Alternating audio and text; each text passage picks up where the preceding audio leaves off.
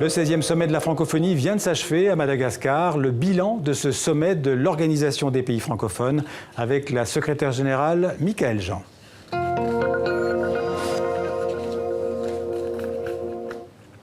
Bonjour Michaëlle Jean.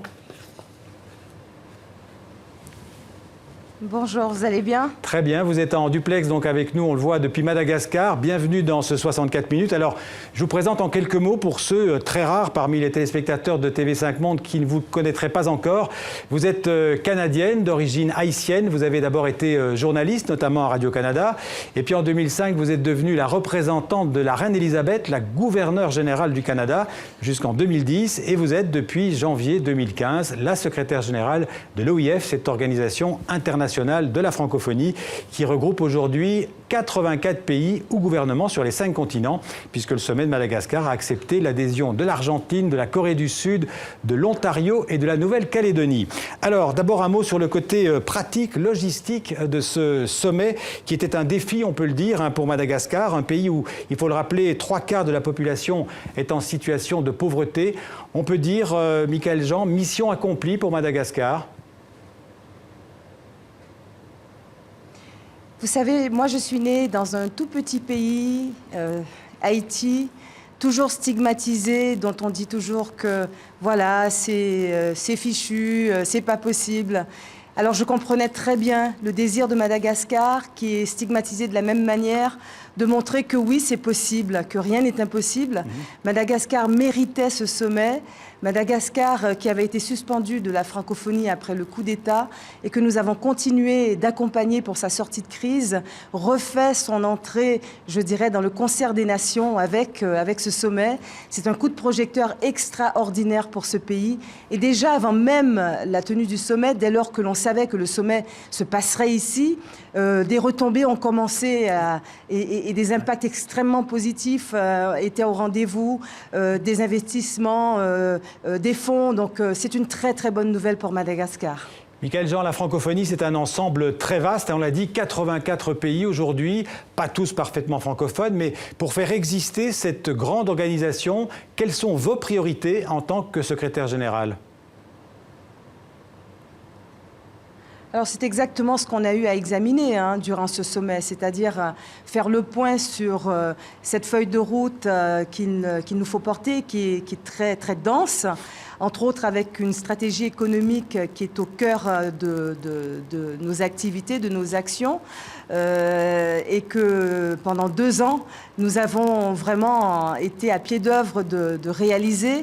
Et il était bien de venir ici à Madagascar et de dire, bon voilà, nous sommes en train de déployer des incubateurs d'entreprises pour soutenir l'entrepreneuriat et en priorité les activités économiques des jeunes et des femmes et mettre vraiment un grand coup d'accélérateur sur la professionnalisation des jeunes et des femmes, sachant très bien que tout nous donne raison. Dès lors que vous investissez dans les initiatives économiques des jeunes et des femmes, c'est tout de suite une façon de doper la croissance, de doper l'innovation, de doper le PIB et d'avoir davantage de stabilité. Donc nous sommes absolument convaincus et ça a été formidable pendant ces 2 années d'aller chercher des partenaires, de négocier avec la Banque mondiale, d'engager les discussions avec l'Union européenne et de signer un accord qu'on a finalisé ici à Madagascar, de faire la même chose avec la Banque africaine de développement, d'aller chercher des partenaires du côté du secteur privé aussi. Donc vous voyez, c'est une très belle aventure et ça crée des synergies nouvelles dans tout l'espace francophone sur les 5 continents, c'est-à-dire en utilisant tout ce que nous sommes, toute la francophonie des solutions. Alors, Michaëlle Jean, vous avez prononcé le mot des jeunes, et c'est vrai que beaucoup de francophones, des citoyens de la francophonie sont très jeunes. Il faut rappeler par exemple qu'à Madagascar, plus de 50% de la population a moins de 20 ans. La jeunesse, c'est vraiment aussi une des premières priorités de la francophonie. Oui. Et nous, on a voulu que les jeunes soient non pas des figurants. J'avais pris cet engagement dès Dakar. Vous vous souvenez que le thème du sommet de Dakar, du 15e sommet, était les jeunes, les femmes, vecteurs de paix, acteurs de développement. Et moi, j'avais tout de suite pris l'engagement qu'ils ne soient jamais des figurants, qu'ils ne soient jamais un alibi, mais qu'ils soient très présents. Et c'est ce que nous avons fait. C'est-à-dire que, comme jamais auparavant, c'est une première, au fait, les jeunes ont participé aux instances de la francophonie, étaient là pour le Conseil permanent de la francophonie qui s'est tenu aussi à Madagascar ensuite la conférence ministérielle, mais pas seulement pour assister, ils y ont pris la parole, on les a entendus.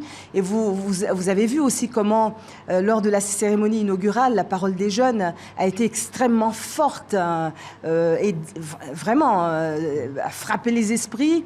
Les jeunes ont préparé aussi leur déclaration. Nous avions tenu à Paris une conférence des jeunes qui avait rassemblé 300 jeunes de tout l'espace francophone qui ont travaillé sur une déclaration que 20 d'entre eux sont venus porter ici et qui est incluse dans la déclaration de ce sommet. Et les jeunes, pour nous, les jeunes font partie de la solution, c'est-à-dire même avec l'initiative Libre Ensemble qui a pu être lancée avec TV5 Monde notamment.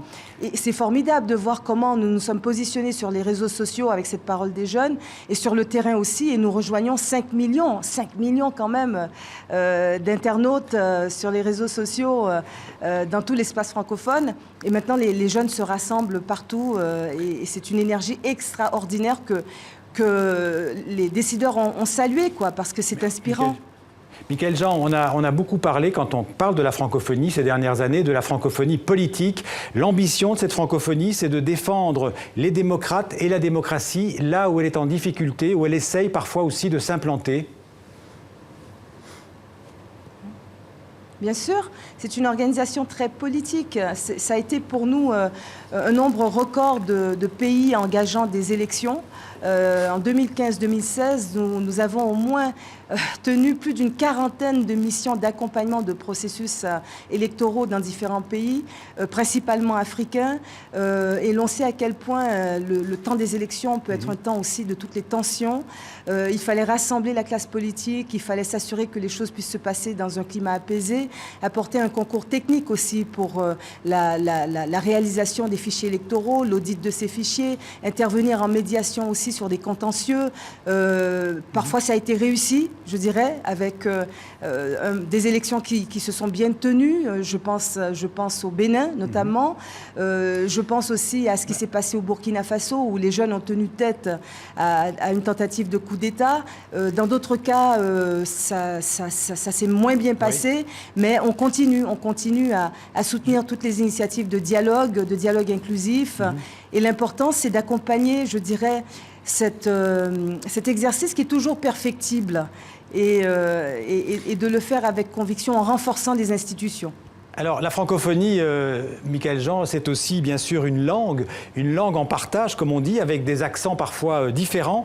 La culture reste une priorité de la francophonie. Nous travaillons avec tout. En fait, toutes nos missions comptent. C'est-à-dire que, alors même que je vous parle de stratégie économique, la culture entre en jeu aussi. Pourquoi ? Parce que les industries culturelles sont extrêmement importantes. Pas un pays ne peut s'en sortir sans son patrimoine culturel, sans le tourisme durable, sans ses créateurs, sans les nouvelles technologies. Et pour les jeunes, ce sont aussi des chantiers, des filières extrêmement intéressantes à travers lesquelles on voit aussi beaucoup de création d'emplois, beaucoup d'innovation. Vous savez, à peine sorti de ce sommet, se tiendra à Beyrouth les trophées du cinéma francophone.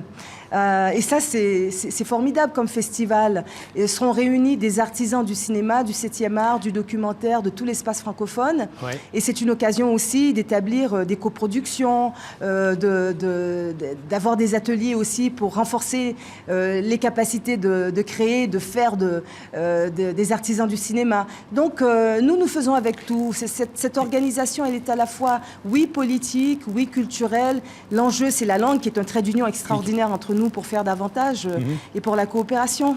Michaël Jean, le président français François Hollande a proposé hier de mettre en place un réseau francophone d'échange d'informations pour lutter contre la radicalisation et le terrorisme.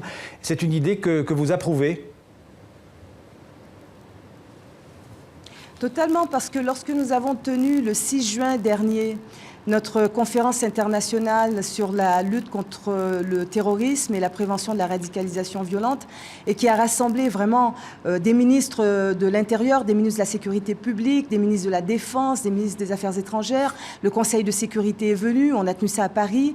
L'Union européenne y était, l'Union africaine. Et en plus, beaucoup de participants qui sont des analystes, des experts, mais aussi des représentants de la société civile, des jeunes, des parents aussi, de jeunes participants partis combattre en Syrie et qui se mobilisent.